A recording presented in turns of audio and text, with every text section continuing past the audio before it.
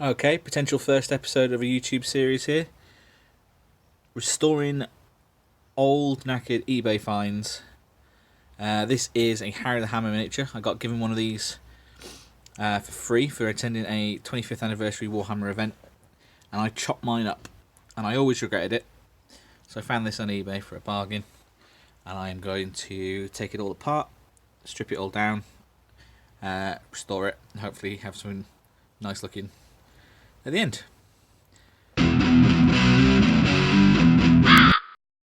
First step will be to drop it into this jar, which is full of slightly dirty, acetone-free nail polish remover from Wilko, which I find is the best for stripping these miniatures. So, I'll come back once it's been sat in there for a day or so.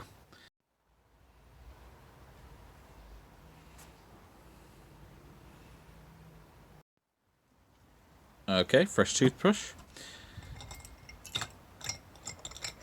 And these models have now been marinating for a couple of days, so these should just brush straight off. Okay, I've run out of light, and I think these are as clean as I need them to be. So there's a few duplicate pieces because they're the bits I dug out, so we'll be picking the best one. But yeah, things are looking pretty good. I don't know if the model's all there even yet, but that'll be the next step. See you in a bit.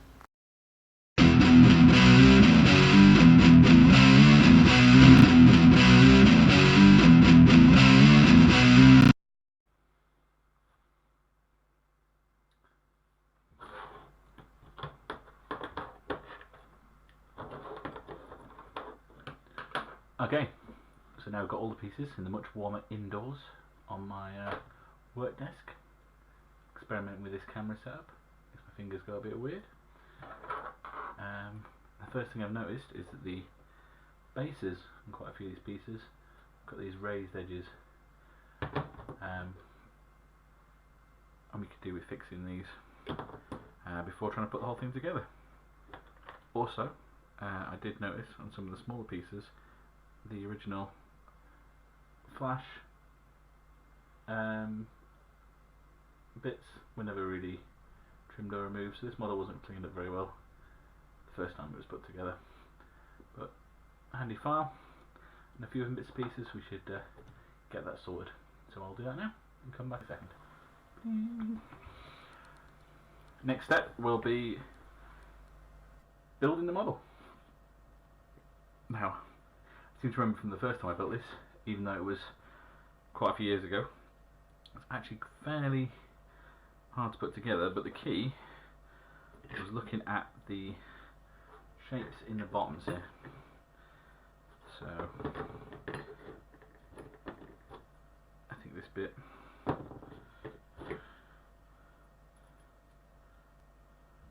fits.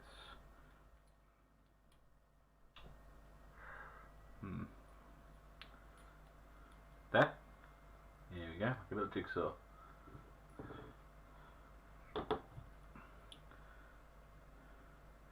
Stick quite a lot of glue in here, I think. Don't think you can go real too far wrong.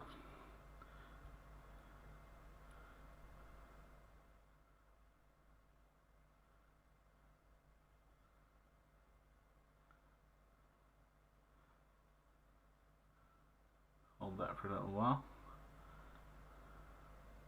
There we go. And then the next bit there, and this part on the front. So I'll put those together now.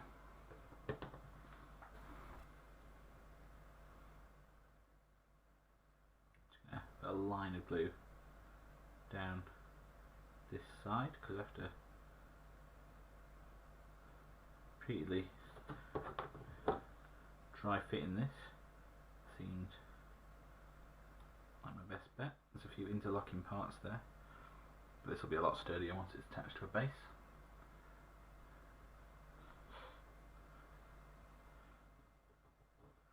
Do that for a sec. That's the base part, I think, mostly put together. It's not looking too bad. Next step will be putting Harry together. This should be a little bit more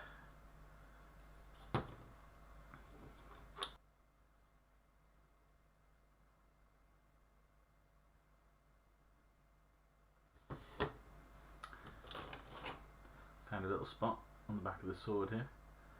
See if I can show that to you. Just here on the pommel of the blade, and that's stopping currently the model from sitting nicely.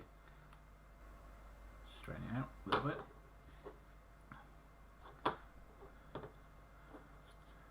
Try and work out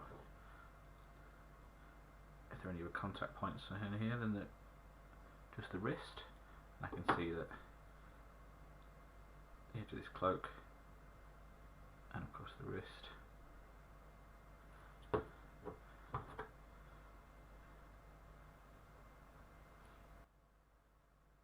Now I've dry fitted all these parts when I was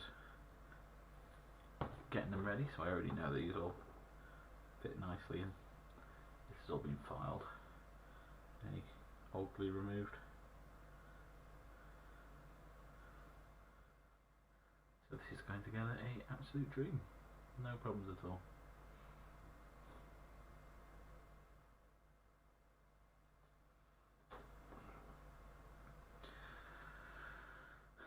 Now this is one of the few bits on this model that I decided I'm not sure if I'm going to need a pin or not. Because if you look in there, there's quite a few contact points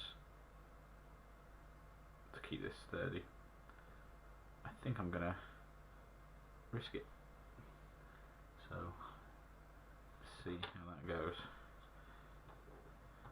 If I'm not happy with it, I can always pin it afterwards.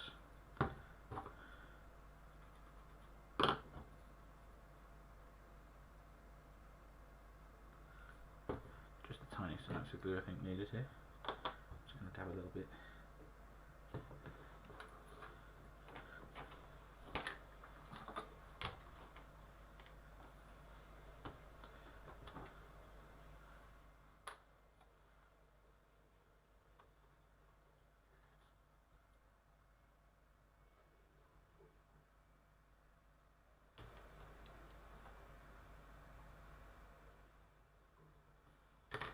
Try and get in all those contact points without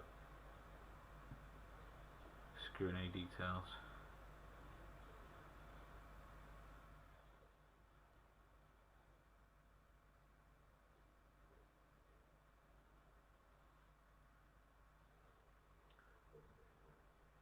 There's the man himself, all in one piece.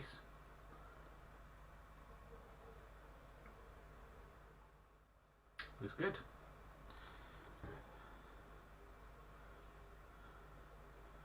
I believe he sits this way around in his diorama base.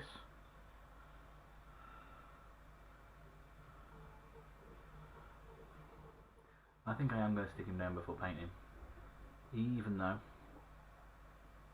it's going to make things trickier.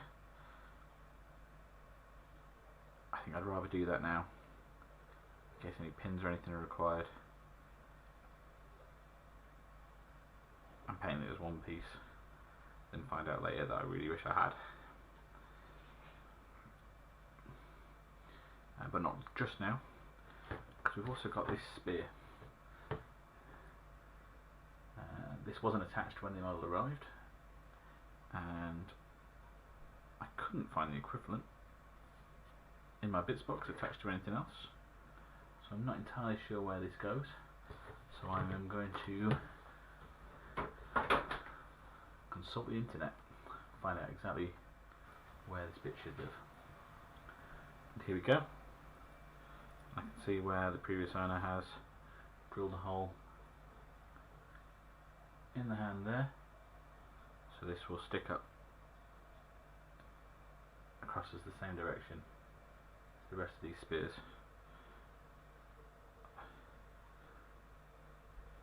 So I will drill that and stick that. Try and get it nice and sturdy. May have to be a little bit shorter than it was originally. I've just spotted a little mold line down there as well, so I'll fix that while I'm at it. So I drilled out the hand and the spear nice and deeply and put quite a stiff pin in, glued that in place, and when that was dry I took a sausage of green stuff, wrapped it round, roughly smoothed it in, and then once that was cured, filed it down so you can barely see the join, or at least you won't be able to when it's painted. And the next step after that was I used some PVA to put a layer of bird sand around the outside of the base, and then added some spare plastic parts from an old skeleton sprue that I've had knocking around. I lost the video of this, and then it was on to undercoating. Giving Harry his first coat of undercoat using this Halfords Matte Black, which is my preferred undercoat at the moment. So we're going to wait until that dries and see if I missed any spots. There had been one or two spots we've missed, but I've gone back and touched any of those up. Just a few of the angles and the overhang and stuff. But now he is completely coated in black, but some of the paint is a little bit wet. But even so, I'm just going to give it a quick dust in with the Halfords Grey Primer. I often use this as a main primer for my models, but for this I'm just going to use it as a bit of a zenithal highlight to bring out some of the details and maybe make painting a little bit easier. So here we go. So here he is, all put together and undercoated.